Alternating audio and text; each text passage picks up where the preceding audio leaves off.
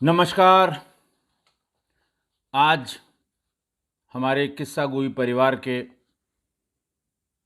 हमारे मुस्लिम मित्रों, इस्लाम धर्म के मानने वालों के लिए बहुत ही अहम दिन है। आज ईद ए मिलादुन नबी त्यौहार मनाया जा रहा है। जुलूस निकाले जा रहे हैं, धार्मिक कार्यकलाप हो रहे हैं। आप सबको इसकी ढेर सारी बधाइयाँ और बहुत बहुत शुभकामनाएँ। आज का दिन दरअसल इस्लाम के जो आखिरी पैगंबर थे, पैगंबर हज़रत मोहम्मद सल्लल्लाहु अलैहि वसल्लम, उनके यौम पैदाइश यानी उनका जन्मदिन मनाया जाता है। आज के इस शुभ दिन पर परिवार के सभी सदस्यों को बहुत ढेर सारी शुभकामनाएं मेरी तरफ से, किस्सा गोई परिवार की तरफ से बहुत ढेर सारी बधाइयाँ। आज मैं फिर एक बार आपके सामने उसी वक्त, उसी कालखंड, उसी टाइम पीरियड और उसी ज़माने की घटना लेकर आया हूँ। मेरा मतलब उस ज़माने का जब पुलिस के पास भी कोई संसाधन नहीं थे, पब्लिक के पास भी कम्युनिकेशन के कोई संसाधन नहीं थे। पुलिस जो मर्ज़ी होती थी कर देती थी। अपराध और अपराधी जो मर्ज़ी थी, उनकी जो अपराधियों की मर्ज़ी होती थी वो कर लिया करते थे, साफ बच जाते थे। ये वही पीरियड है जिस पीरियड में आप और हम जितने बड़े राजनैतिक अपराधी लोग, अपराधियों और अपराध का जो राजनीतिकरण हुआ था, ये उसी पीरियड में हुआ था। बड़े बड़े अपराध करने के बाद भी लोग बचते रहे और फिर राजनीति में आकर जो लोकतांत्रिक संस्थान हैं बड़े बड़े, वहाँ पर जाकर बैठ गए। आज का वाक़या 8 अगस्त 1997 का है। 1997, मैं बार बार रिपीट करता हूँ, 1997 का। थाना हज़रतगंज और जनपद लखनऊ। लखनऊ में हज़रतगंज में एक पॉश इलाका है, प्राग नारायण रोड, गोखले मार्ग। ये जब आप उधर से आएंगे, हज़रतगंज से निशातगंज की तरफ चलेंगे तो दाहिने हाथ का बड़ा इलाका है जहाँ पुराने ज़माने की बड़ी बड़ी कोठियाँ हैं, बड़े बड़े ऑफिसेस भी वहाँ पर हैं। वहीं पर उस ज़माने की, बहुत पहले की, जब ये लखनऊ अपने अस्तित्व में, वर्तमान अस्तित्व में जब आया होगा, और बिजली विभाग की एक बहुत बड़ी कॉलोनी है जिसको हाईडील कॉलोनी के नाम से जाना जाता है। वहाँ पर बिजली विभाग का जो हेडक्वार्टर यहाँ पर है लखनऊ में, शक्ति भवन, उसमें काम करने वाले कर्मचारियों, अधिकारियों के फ्लैट और उनके रूम्स इत्यादि बने हुए हैं। काफ़ी बड़ी संख्या में वहाँ बिजली विभाग के कर्मचारी रहते हैं। 8 अगस्त को शाम को कोई 5:30-6 बजे के आसपास किसी व्यक्ति ने, कॉलोनी के ही किसी व्यक्ति ने, थाना हज़रतगंज को फ़ोन करके बताया कि यहाँ हाइडिल कॉलोनी के फ्लैट नंबर 2/36 में एक लड़की की हत्या हो गई है। लड़की की हत्या, और उस पॉश इलाके में हाइडिल कॉलोनी के पास, ये समझने के लिए काफ़ी थी। सारी पुलिस फोर्स, मैं इंस्पेक्टर हज़रतगंज राम सिंह के मौके पर पहुँच गई। मौके पर एक महिला जिनका नाम श्यामा पांडे था, वो मौजूद थीं। लोग उनको घेरे हुए थे, वो काफ़ी रो रही थीं। उन्होंने इशारा करके बताया कि ये हमारा फ्लैट है। मैं 5:30 बजे ऑफिस से आई तो मैंने देखा बाहर से ताला बंद है। मैं और मेरी बेटी रुचिरा, जिसकी आज हत्या हुई है, और जो कक्षा 12 की छात्रा थी, 2 लोग यहाँ रहते थे। दोनों के पास ताले की एक एक चाबी है। लेकिन मेरे आने का समय हो जाता है, ऐसा कभी नहीं हुआ कि वो ताला बंद करके किसी के साथ चली गई हो। अगर जाती भी तो कहीं पीसीओ से फ़ोन करके हमारे कार्यालय को सूचना दे देती। थोड़ा हैरत हुई, लेकिन मैंने आगे बढ़ के ताला खोला। ताला खोलते ही जो मंजर मैंने देखा, मेरी रूह कांप गई। मेरी बेटी अर्धनग्ना अवस्था में फर्श पर पड़ी हुई थी। उसके पेट, हाथ और जांघ पे चाकुओं के निशान थे और उसके गर्दन में एक रस्सी से फंदा बना हुआ था। उसकी जान जा चुकी थी। खैर, पूरा कॉलोनी वहाँ पर, पूरी कॉलोनी इकट्ठा थी, और धीरे धीरे जैसे ही लोगों को पता लगने लगा कि ये घटना यहाँ हुई है, आसपास के लोग भी आ गए। इंस्पेक्टर राम सिंह ने प्राइमरी पूछताछ की, कब से रह रही हैं, क्या रह रही हैं, और उसके बाद फिर बढ़ती भीड़ को देखते हुए प्रेस भी पूरी वहाँ मौजूद हो गई। हज़रतगंज एक तो लखनऊ प्रदेश की राजधानी और दूसरा लखनऊ का दिल जिसे कहते हैं हज़रतगंज, सबसे ज़्यादा सेंटर ऑफ एक्टिविटी हज़रतगंज में होती है। उसका कारण भी ये है कि वहीं पर सारे विधायक निवास, सारे मंत्री निवास, वहीं पर विधानसभा, वहीं पर राजभवन, सब कुछ वहीं है उसी थाना क्षेत्र में। तो लिहाजा पत्रकार भर भर के वहाँ पहुँच गए और फिर इसको देखते हुए राम सिंह ने फ़ौरन महिला थाने से एक सब इंस्पेक्टर, महिला सब इंस्पेक्टर बुलवा के लाश का पंचायतनामा कराया और पंचायतनामा करा के सील करके पोस्टमार्टम के लिए उसको पोस्टमार्टम हाउस भेज दिया गया। जो प्रारंभिक पूछताछ हुई उससे ये पता लगा कि फ्लैट में श्यामा पांडे नाम की एक महिला रहती हैं, जिनकी 19 साल की बेटी रुचिका भी उन्हीं के साथ रहती है।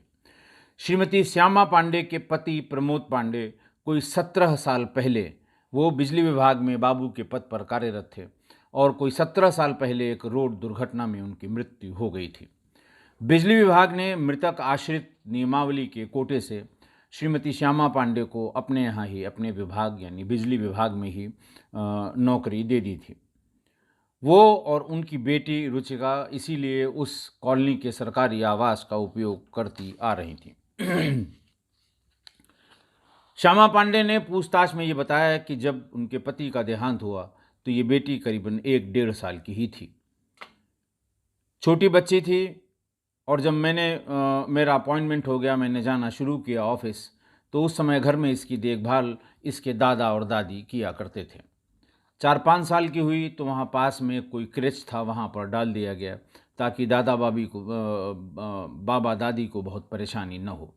शाम को वहाँ से थोड़ा ऑफिस से जल्दी निकलकर मैं इसको लेकर घर आ जाया करती थी।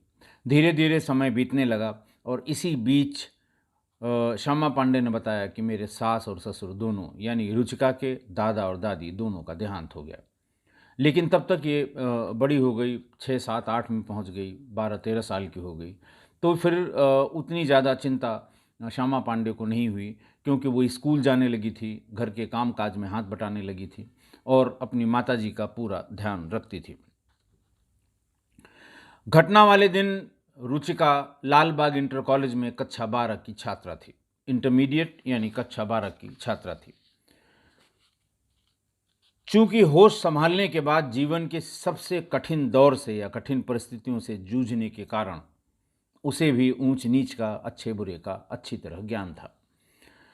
वो पढ़ाई लिखाई करके आगे निकलना चाहती थी। उसके माँ के रिटायरमेंट का समय नज़दीक आ रहा था, तो वो बार बार यही कहती थी कि माँ के रिटायरमेंट से पहले ही मैं आत्मनिर्भर होना चाहती हूँ, ताकि मैं अपनी माँ का ध्यान रख सकूँ, उनकी सेवा कर सकूँ। इसी गरज से उसने इंटरमीडिएट पास करने से पहले ही, इंटरमीडिएट के एग्ज़ाम के पहले ही, वहीं लालबाग में स्कूल के पास एक टाइपिंग इंस्टीट्यूट था। उस ज़माने में टाइपिंग और शॉर्ट हैंड के बड़े बड़े इंस्टीट्यूट, प्राइवेट इंस्टीट्यूट लोगों ने खोल रखे थे, क्योंकि जो भर्तियां होती थी सरकारी, वो टाइपिस्ट और स्टेनोग्राफर की ज़्यादा हुआ करती थी, मतलब उनकी संख्या ज़्यादा हुआ करती थी। और टाइपिंग की मशीन वो खटखट वाली टाइपिंग की मशीन होती थी। जैसे किसी इंस्टीट्यूट में 10 मशीनें हैं तो 10 लड़के ही एक टाइम में उस पर टाइपिंग का काम कर सकते हैं। दिन में वो लोग जो पढ़ाई लिखाई नहीं करते हैं उनके लिए रिजर्व होता है, और शाम का वो जो पढ़ते लिखते हैं या दिन में कोई नौकरी करते हैं। तो अगर आपने पहले से बुक नहीं कराया है शाम वाला या सुबह वाला स्लॉट, तो फिर आपको दूर कहीं दूसरे इंस्टीट्यूट पे जाना पड़ेगा। रुचिका ने इसी गरज से बहुत पहले ही अपना स्लॉट बुक कराने के लिए माँ से बात करके पैसा जमा कर दिया था, और उसकी इच्छा थी कि जब वो इंटरमीडिएट का एग्ज़ाम देने के बाद जिस दिन खाली होगी उसी दिन से टाइपिंग शुरू कर देगी, और उसके बाद फिर अपना बीए कंप्लीट करेगी। इस बीच में उसको स्पीड मिल जाएगी, इस बीच में उसकी शॉर्ट हैंड का भी करने का मन था, ताकि हमें बीए करने के साथ ही साथ हमको कहीं पर वहाँ नौकरी मिल जाए, लखनऊ में ही। छानबीन के दौरान उसकी माँ श्यामा पांडे ने बताया कि मैं कभी कभी ऑफिस से, चूंकि लड़की बड़ी हो रही थी, मैं स्कूल चली जाया करती थी, कॉलेज। वहाँ रुचिका के क्लास टीचर, प्रिंसिपल और साथ की 2-1 बच्चियाँ जिनसे उसका ज़्यादा संबंध था, उससे बातचीत कर लेती थी कि कहीं कोई इसको लड़का परेशान तो नहीं करता, या कहीं किसी से इसका इधर उधर मिलना जुलना तो नहीं शुरू हो गया है। माँ थी, माँ के मन में थोड़ी सी शंका हमेशा बनी रहती थी। पर वहाँ हमेशा सभी लोगों ने बताया कि साहब पढ़ने में बहुत अच्छी है, बहुत सिंसियर है, कभी किसी से कोई मतलब नहीं रखती, टाइम से कॉलेज आती है और टाइम से कॉलेज से निकल जाती है। बीच में भी कभी किसी से बहुत ज़्यादा संबंध मिलना जुलना या बात करना इसका नहीं देखा गया है।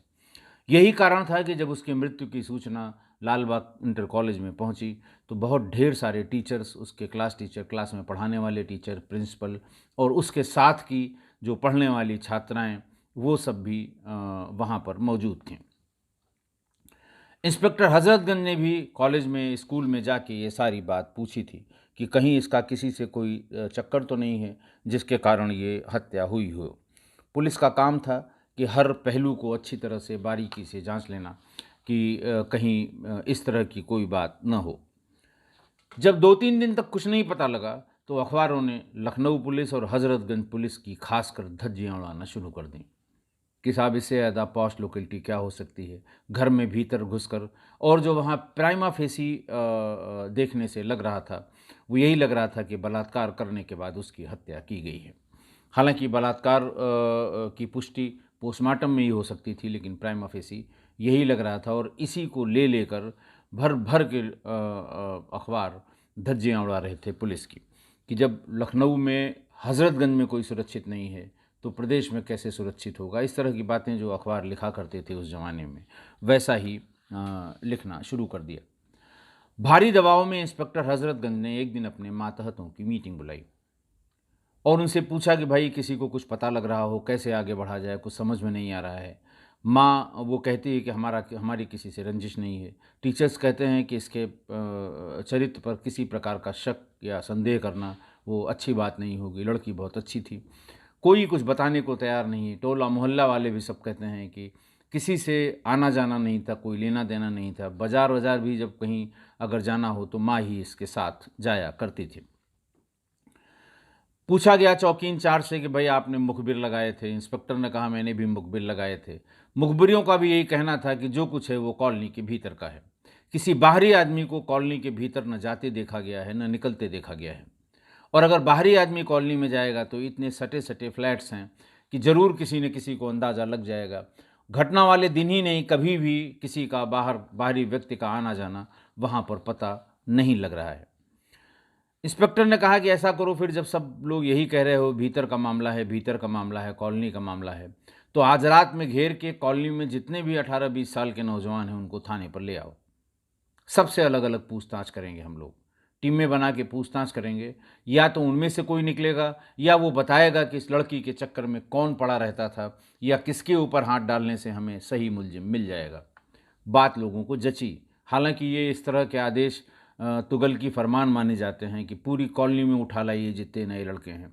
ऐसा होना नहीं चाहिए, लेकिन ऐसा आदेश हुआ। उसी दिन रात में सारी पुलिस इकट्ठा हुई हजरतगंज की और फिर उन्होंने एक एक फ्लैट के दरवाजे खटखटाने शुरू किए। शुरुआती दौर में जिसके दरवाजे खटखटा लिए गए वहीं से 3-4 लड़के इनको मिल पाए। बाकी सब अपना अपना घर छोड़ के भाग गए और उस रात में वहाँ लौटे ही नहीं। उस रात के अगले 2-3 दिन तक नहीं लौटे, जब तक कि दूसरी बातें उनको पता नहीं लगीं। सब जाके अपनी रिश्तेदारियों में रहने लगे। जो लाए गए उनसे पूछताछ, पुलिस परेशान थी, अखबार रंगे हुए थे, तो उनसे पूछताछ शुरू की और थोड़ी बहुत पूछताछ के बाद श्रेणीबद्ध पूछताछ सबसे शुरू की गई। सबसे उनका रूटीन पूछा गया। घटना वाले दिन तुम कितने बजे उठे, कितने बजे नहाए, कितने बजे खाना खाए, कितने बजे निकले, कहाँ पहुँचे, कहाँ से तुमको पता लगा कि वहाँ ये घटना हुई है, ताकि बार बार एक ही चीज़ पूछने में अगर किसी कोई इससे संबंधित होगा तो ज़रूर किसी न किसी जगह जाके उलझ जाएगा। फिर जो उलझेगा फिर उसकी आप समझ रहे हैं श्रेणीबद्ध पूछताछ शुरू हो जाती थी। काफ़ी तो बच्चे, नए लड़के अगर 18-19 साल के पहली बार थाने गए हैं तो आधा आधा प्राण तो उनके वैसे ही सूख जाते हैं और इतनी ज़ोर ज़ोर से डंडे की चोट पर पूछे जाने पर इधर का उधर बता रहे थे और पिट रहे थे। उन्हीं 4-5 लड़कों में से एक लड़का मिला उनको, जिसका नाम था राम गोपाल त्रिपाठी। उसके पिता शक्ति भवन में यानी बिजली विभाग के हेडक्वार्टर में चतुर्थ श्रेणी के कर्मचारी थे। जब उससे पूछा जाने लगा, सारे लोग मिलके पूछ रहे थे, उससे पूछा जाने लगा तो उसने अपना दिनचर्या अपनी बताई कि साहब उस दिन तो मेरी तबीयत ख़राब थी, मैंने बालू अड्डे पर फलां डॉक्टर को दिखाया था, मैं और मेरा भाई गए थे। इतना तेज़ बुखार था कि दवा लेने के बाद मैं सो गया, मैं और मेरा भाई दोनों सो गए। वही मेरी देखभाल कर रहा था क्योंकि पिताजी हमारे ऑफ़िस चले जाते थे, माँ गाँव में रहती हैं। तो वो देखभाल कर रहा था और रात में शाम को 6 बजे जब हल्ला हुआ, तभी मेरा भाई गया, मैं तो जा भी नहीं पाया। फिर पूछा था उसके बुखार नहीं था, उसके पहले क्या करते थे तुम? उसके पहले क्या करते थे? उन्होंने कहा साहब एक लालबाग इंटर कॉलेज के पास ही एक छोटा-सा जिम है। चूँकि वो कम पैसे लेता है, ₹70 में वो उसकी फ़ीस है, तो सुबह 7 बजे से लेकर और साढ़े 8 बजे तक ही जिम रहा करता है। तो मैं सुबह 7 बजे वहाँ चला जाता हूँ, जिम करके लौट आता हूँ। उसी बीच में नहा धो के नाश्ता पानी करके 10 बजे से पहले-पहले महानगर में मेरा इंटर कॉलेज है, वहाँ जाकर मैं पढ़ाई करता हूँ। 11th क्लास का स्टूडेंट था। जब उसने लालबाग इंटर कॉलेज कहा और जिम कहा, बस पुलिस को क्लिक करने लगा कि साहब इससे बढ़िया बात कोई हो नहीं सकती। लालबाग में वहाँ जिम में जाके पूछवाया गया, उन्होंने कहा हाँ साहब भी हमारे यहाँ इन्होंने फ़ीस मतलब इन्होंने पैसा दिया है, रोज़ आते हैं सुबह और घंटे 1 घंटे के बाद ये सुबह-सुबह चले जाते हैं। लेकिन पुलिस कुछ सुनने को तैयार नहीं थी। पुलिस ने फ़ौरन एक थ्योरी बना दी।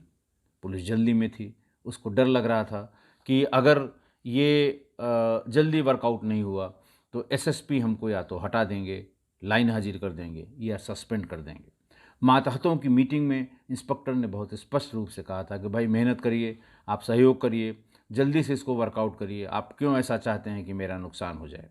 जिस कदर अखबार लिख रहे हैं उससे यही लग रहा है कि एसएसपी हमें ज़रूर कोई न कोई दंड दे देंगे। तो फ़ौरन एक थ्योरी बन गई कि साहब ये सवेरे-सवेरे जिम जाया करता था और जब ये जिम से वापस लौटता होगा उसी समय लड़की के जाने का टाइम होता होगा, ये पीछा करता होगा।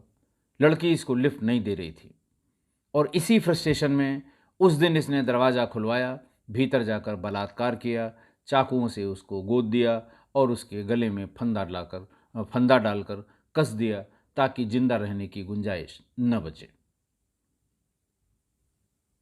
फ़ौरन हो गया और ये भी तय हो गया कि साहब लालबाग की तरफ जाता था, ये भी तय हो गया कि वहाँ जिम था, ये भी तय हो गया कि जिम में ये जाया करता था, वहाँ इसने पैसा जमा किया है और हर रोज़ की इसकी उपस्थिति लगी हुई है। उस दिन की उपस्थिति इसकी नहीं लगी थी। पुलिस ये चाहती थी कि चुपचाप इसकी लिखा-पढ़ी करके इसे जेल भेज दिया जाए और अपने अधिकारियों को बता दिया जाए, सब हमने वर्कआउट कर लिया और ताकि उन पर ये दबाव न बने। लेकिन थाने में हर तरह के लोग हैं, सबसे बड़ा थाना था और सबसे अधिक पुलिस वालों की तैनाती हज़रतगंज में ही होती है क्योंकि लॉ एंड ऑर्डर की बड़ी भारी-भारी समस्याएँ वहाँ आती हैं। उस ज़माने में भी अकेले उस थाने में 100 से ऊपर सिपाही हुआ करते थे, 12-15 सब इंस्पेक्टर और बाकी। तो कोई न कोई असंतुष्ट प्राणी ज़रूर पुलिस में था, जिसने ये बात किसी प्रेस वाले को बता दी कि साहब इन्होंने मुलज़िम पकड़ लिया है और लिखा-पढ़ी कर ली है, किसी भी समय चुपचाप इसको जेल भेज देंगे, क्योंकि मामले में कुछ लोचा ज़रूर है। जैसे ही प्रेस वालों को पता लगा, एक दूसरे से बात करके सब लोगों ने 20-25 पत्रकारों ने थाने पर धावा बोल दिया। इंस्पेक्टर मौजूद थे, जाकर उनसे विनम्रता से पूछा कि सर वो लड़की वाले में, रुचिका वाले में क्या वो उसका अनावरण हो गया? उन्होंने कहा हाँ, हो गया। क्या मुलज़िम पकड़ गया? हाँ, पकड़ गया। आला कत्ल बरामद हो गया? बोले हाँ, बरामद हो गया। तो बोले साहब ये तो बड़ा भारी गुड वर्क है, ये बड़ा भारी काम है, आपने ये बताया नहीं अपनी तरफ से। तो मुलज़िम कहाँ है? 2 मिनट हम लोगों से भी बात करा देते, तो हम लोग जो है इसकी अच्छी खबर निकाल देते। आपकी एफिशिएंसी की आपने बहुत जल्दी इसको वर्कआउट कर दिया, अनावरित कर दिया। राम सिंह ने कहा कि उसको ये भी पता लगा है कि जिस समय ये भीतर था, बाहर कोई लड़का पहरा दे रहा था। ये कहता है मुझे पता नहीं मुझे कि कौन वहाँ दे रहा था। तो उसका उस लड़के का पता लगाने के लिए पुलिस बल के साथ मैंने उसको भेजा है और जब वो आ जाएगा तब मैं आपको बता दूंगा, आके आप बात कर लीजिएगा। इस तरह कह के उन्होंने टाला। इसी बीच में उन्हीं पत्रकारों में से जानने वाले किसी सिपाही ने कान में फूंक दिया कि साहब वो कहीं नहीं गया है, ये पत्रकारों के सामने लाना नहीं चाहते हैं क्योंकि इस मामले में सब लोचा ही लोचा है। वो यहीं थाना प्रांगण के पीछे, मतलब थाना प्रांगण में ही पीछे की तरफ एक फॉलोअर का छोटा सा रूम है। फॉलोअर उत्तर प्रदेश पुलिस में चतुर्थ श्रेणी कर्मचारी को कहते हैं, हिंदी में उसे अनुचर कहते हैं। उसका रूम है, उसी में छिपा के रखा है। परितोष पांडे, स्वर्गीय परितोष पांडे उस जमाने के सबसे तेज तर्रार और बहुत जाबाज जुझारू टाइप के क्राइम रिपोर्टर थे। अखबार था आज, दैनिक आज। जिन सज्जन को पुलिस ने बताया, उन्होंने परितोष के कान में फूंका कि यहीं पीछे है वो, ये झूठ बोल रहे हैं। परितोष ने कहा, आओ चलो सब लोग। सारे लोगों को लेकर परितोष उस कमरे में धमक गए। देखा वहां पर राम गोपाल बैठा हुआ रो रहा था। 2 सिपाही बाहर ड्यूटी दे रहे थे। इतने पत्रकारों को देखते ही सिपाही भाग खड़े हुए। सारे पत्रकार घुस गए, उससे सवालों की बौछार कर दी। क्यों मारा, किस लिए मारा, कैसे मारा, कब पहुंचे, किसने देखा, कब निकले, ताला कैसे बंद किया, ताले की चाबी कहाँ गई, दुनिया भर के सवाल। और वो रोता ही मुस्तकिल रोता ही रहा। उसने कहा,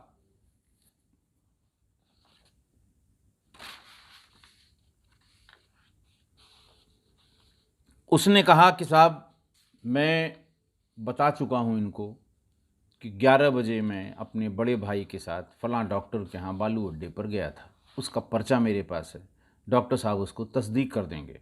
मुझे बहुत तेज़ बुखार था। उन्होंने दवा दी, दवा दे के मैं दवा लेके घर पहुंचा। उन्होंने कहा था कि कुछ खाने के बाद ये दवाइयाँ खा लेना। खाना खाया मैंने 12 बजे के आसपास। खाना क्या, जो भी उन्होंने कहा था खाने के लिए, साबूदाना है, कौन कौन सी चीज़ कही थी। उसके बाद दवा खाई। दवा तेज़ थी जिसकी वजह से मुझे नींद आ गई। मैं सो गया। बीच में एक आध बार नींद टूटी, लेकिन मैं सोता ही रहा। भाई मेरे साथ ही था ताकि उसको समय समय पर दवा मुझे वो दे सके। शाम को 6 बजे हल्ला हुआ कि वहाँ 2/36 में, 2/26 या 36 में उनकी जो श्यामा दीदी हैं, उनकी लड़की का कत्ल हो गया है, मर्डर हो गया है। मेरी हिम्मत नहीं पड़ी, मुझे बुखार था। मेरा भाई वहाँ तक गया था, 2-2.5 घंटे में लौट के आया, तो उसने पूरी बात बताई थी। और ये बार बार हमसे जिम के बारे में पूछ रहे थे। तो साहब, जिम 7 बजे खुलता है, 8:30 बजे बंद हो जाता है। जाके पता भी किया होगा इन्होंने। मैं 7 बजे जाता था और 8, सवा 8 बजे तक प्रत्येक दशा में घर आ जाता था। और लालबाग कॉलेज के क्लासेस 10 बजे शुरू होते हैं। लड़के वहाँ 9:45 बजे के बाद ही घुसना शुरू करते हैं। मैंने आज तक कभी न जाते समय न आते समय इस लड़की को रास्ते में भी कभी नहीं देखा। छेड़ने की या पीछा करने की तो बात ही दूर है। ये सुन के सभी पत्रकार सन्न रह गए। तो उन्होंने कहा, फिर तुमको कैसे ये जेल भेजेंगे? उन्होंने कहा, साहब, इतना मारा है, इतना मारा है, सारी दुर्गति कर दी है।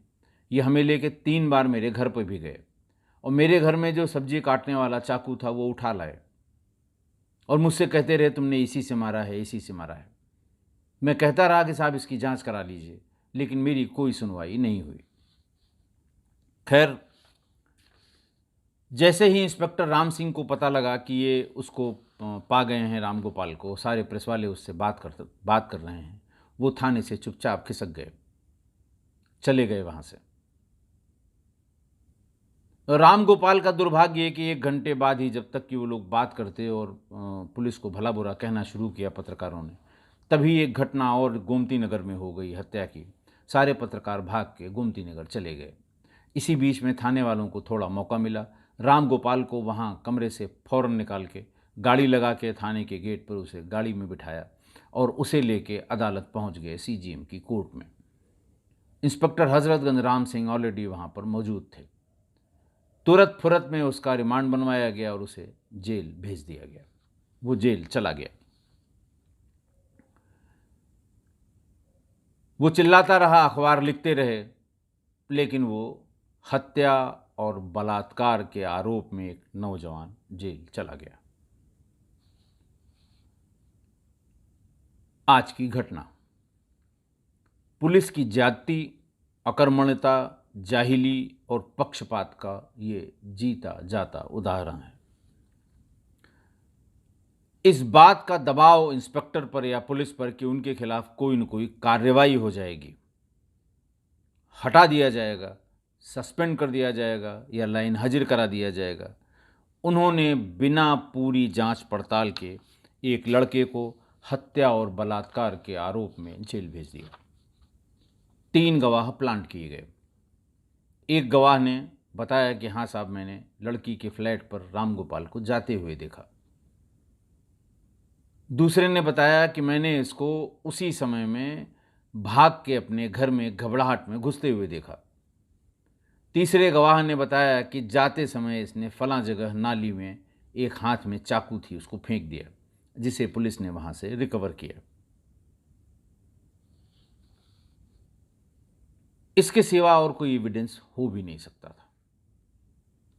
अदरवाइज भी, और ये तो पुलिस ने प्लांट ही कर दिया, क्योंकि उस समय पूरे लखनऊ में बहुत बड़े व्यावसायिक प्रतिष्ठानों ने अपने इस्तेमाल के लिए भीतर अगर सीसीटीवी लगाया है, उसको छोड़ दिया जाए तो पूरे ज़िले में किसी भी सार्वजनिक स्थान पर कभी कोई सीसीटीवी नहीं लगे थे। उस ज़माने में मोबाइल फ़ोन थे नहीं। मैं बार बार इसीलिए उस ज़माने या उस कालखंड का जिक्र करता हूँ।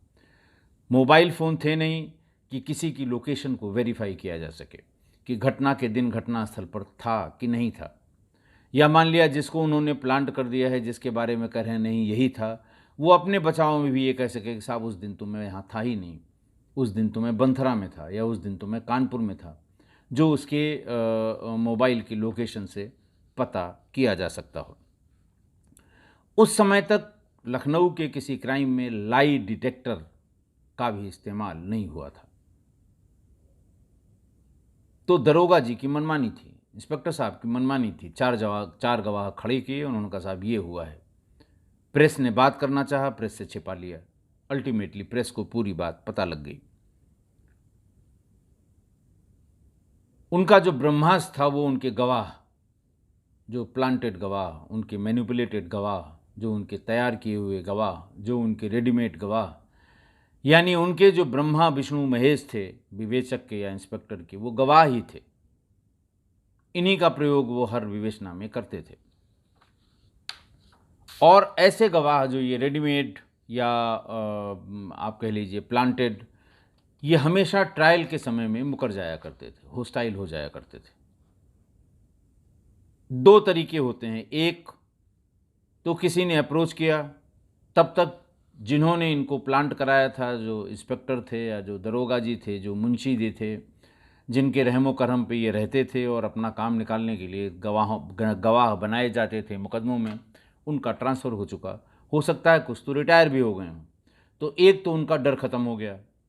दूसरा, जिसका केस होगा, जिसके अगेंस्ट इन्होंने गवाही दी है, वो इससे संपर्क करे गवाह से, और थोड़े से लेन देन में वो कहेगा ठीक है साहब, मैं जाऊँगा ही नहीं गवाही देने, जाऊँगा भी तो बता दूंगा कि पुलिस ने ज़बरदस्ती की है, मैंने कुछ नहीं देखा। अगर कहीं कोई कुछ नहीं आया है और किसी से कोई बहुत मतलब नहीं है, तो वैसे भी नहीं जाएंगे। काहे हम पचड़े में पड़े किसी के, हमारा काम हो चुका है। मैं अपने एक्सपीरियंस से ये कह सकता हूं कि इस केस में भी यही हुआ होगा। गवाह जो भी बनाए गए थे वो होस्टाइल हुए होंगे, हर हाल में हुए होंगे, क्योंकि ट्रायल उस जमाने में शुरू होते होते लगभग 10 साल बीत जाते थे। 9-10 साल से पहले कभी ट्रायल शुरू नहीं होता था। तो इस घटना का जब ट्रायल शुरू हुआ होगा तो हम भी 4-5 ट्रांसफ़र झेल के कहीं और पहुंच गए होंगे। इसलिए इस घटना के ट्रायल का या कोर्ट की प्रोसीडिंग का परिणाम मैं नहीं जानता, लेकिन मैं अपने एक्सपीरियंस से, अपने जो इतने दिन का एक्सपीरियंस है उससे कह सकता हूँ, इसमें भी गवाह होस्टाइल हो गए होंगे। 2-3 साल जेल में रहने के बाद राम गोपाल इस दाग धब्बे के साथ कि इसके ऊपर रेप और मर्डर का चार्ज लगा था, बाहर आया होगा, और वो इसी कुंठा में, इसी लांछन में जी रहा होगा, और जिसने असली में जिसने किया होगा वो मौज कर रहा होगा। हो सकता है उसने इसी तरह के 2-3 और अपराध कर लिए हों। चूंकि इसका परिणाम मुझे बिल्कुल नहीं पता, मैं बता तो रहा हूँ 10 साल बाद जब ट्रायल शुरू हुआ होगा तो मैं जाने कहाँ रहा हूँगा अपनी पोस्टिंग में। पर हाइडिल कॉलोनी आज भी है, लखनऊ भी अपनी जगह पर है, हाइडिल कॉलोनी में लोग भी अपनी जगह पर हैं। लखनऊ के बहुत ढेर सारे लोग हमारे किस्सा गोई परिवार में हैं। अगर किसी को पता लगे तो कृपा करके ज़रूर बताएंगे, जैसे पिछले कुछ केसेस में लोगों ने बताया है कि इसका हुआ क्या, ताकि हमारा ये परिवार ये समझ सके कि उस ज़माने का दर्द समझ सके, वो उस आदमी का दर्द समझ सके, उस कालखंड का दर्द समझ सके। तो इसलिए आप बताइएगा ज़रूर कि क्या हुआ है। और हाँ, आज की घटना से संबंधित जो पेपर कटिंग, जो मैं बार बार कह रहा हूँ कि पुलिस की धज्जियाँ उड़ाई गई थी, वो आज मैं कम्युनिटी पर पोस्ट कर रहा हूँ। उसे देख ज़रूर लीजिएगा, नहीं कल की तरह जैसा किसी साहब ने लिखा कि आप तो खुद ही जज बन जाते हैं। तो कृपा करके पहले एक बार उसे देख लीजिएगा कि उन्होंने क्या लिखा है और मैंने क्या बताया है। हमारे ख्याल से आप मेरी इस बात से सहमत होंगे। एक बार फिर से ईद मिलादुन नबी की आप सभी को शुभकामनाएं और बधाई। आज के लिए इतना ही। बहुत बहुत धन्यवाद।